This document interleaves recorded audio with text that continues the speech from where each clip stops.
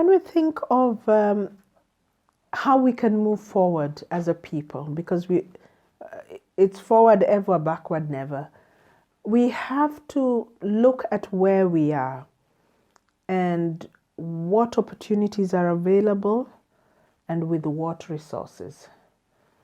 When we think of where we are, we cannot really know where we are if we do not take stock about what we are carrying with us.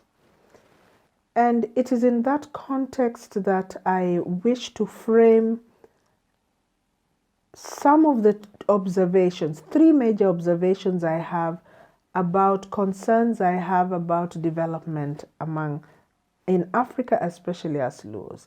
As I mentioned earlier, Luos were affected by slavery. My own grandfather was taken slave.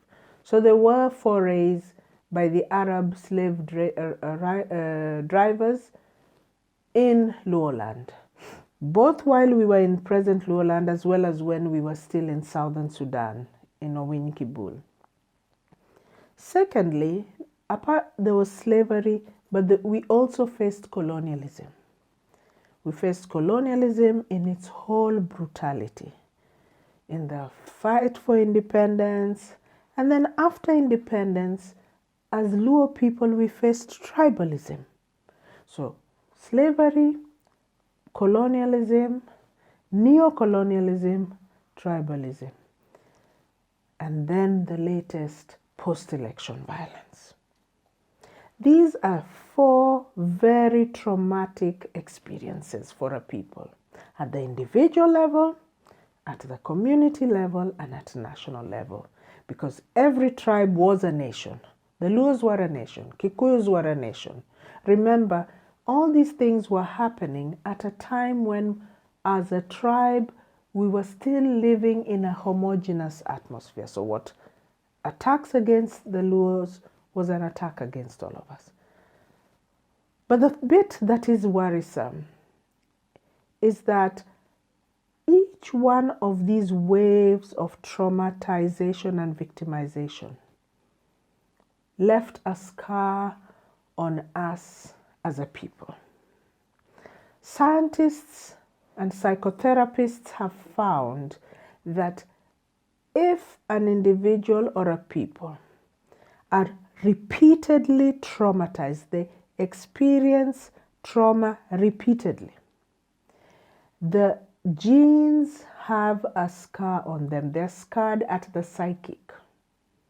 So down the line, 3, 4, 5 generations, maybe 2, there may be trigger events that kick in, causing the people to act in ways that are not expected. You can read about that and find that in the American community, researchers like DeGroy have found that there is a symptom, there is a condition that is diagnosable with clear symptoms called post-traumatic slavery syndrome. Nobody has looked at post-traumatic colonialism syndrome. Nobody has looked at post-election traumatic syndrome. And yet as a Luo, we have absorbed all this. Some we inherited, some we experienced. In addition to all that, there is this saying, common saying among our people, a common belief, if I may put it that way, that one cannot become a leader unless they've suffered. So unless someone has been what I as a victimologist call traumatized, unless they're a survivor of trauma, then they can't lead. Yet psychologists also tell us that unless someone has been debriefed, they've gone through psychotherapy and been rehabilitated, they cannot be held to account for their wrong. So we see people coming as liberation leaders, liberating us, then we are surprised why they turn against the people who put them in place. You have leaders in Africa right now who have turned against the same people they sought to defend. We are having knife crime in London. where it is a brother against a brother. We have people, political parties, people in politics turning against each other. Now, whereas no research has been done to try and see what post-colonialism stress syndrome looks like, I have a firm belief that as Africa, we need to heal. First, we need to heal from within. Remember, a human being is body, spirit, and soul. When people go through trauma, the soul is scarred. The soul has wounds. They have soul wounds. When someone has a soul wound, they're always hurting. Therefore, it's very difficult for people to have a sense of belonging, a sense of a common purpose, a sense of a common identity, unless they have been able to heal from a soul level. So therefore, you find that countrywide restorative justice programs have been very helpful in countries like Rwanda. We haven't really had a restorative program in Luoland. And yet we faced things like 1969 when Russia was being opened, Luos being shot at and killed by Kenyatta's forces. When Russia was opened, Nyanza General Hospital.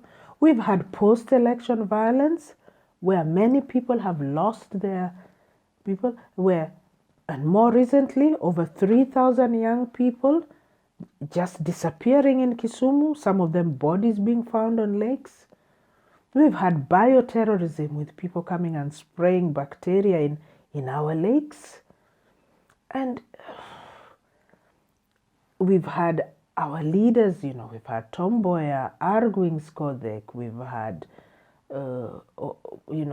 Were, and people just dying, just being killed. We have Owuko being roasted alive and thrown in, and the trial is put in the newspaper, and things go on. We need to heal. And I think we need a point where we need to heal in order to move forward. I feel like it's my belief, my personal opinion, that we need to heal as a people. And part of the moving forward, the first step is to heal, to have a restorative approach towards us as Luos. Otherwise, we are more fragmented. And we need to keep our secrets as the Luo people. We have secrets. Every tribe has its secrets. Every tribe has its secrets that keep the society together, but also they were the secrets that our ancestors used. And therefore, I also believe that in addition to that healing and restoration, we need to go back and find out what these secrets were. Some of us know it because we were told by our ancestors. Some of us know it because we've read about it. Some of us may know it because we live in an environment where that knowledge is still respected and passed on. Wherever we get that knowledge, we need to get together. And that's the new Pan-Africanism. To find our new identity. To find a new idea of sense of belonging. And this Pan-Africanism will be by African diaspora, out in the diaspora, as well as Africans in Africa working together.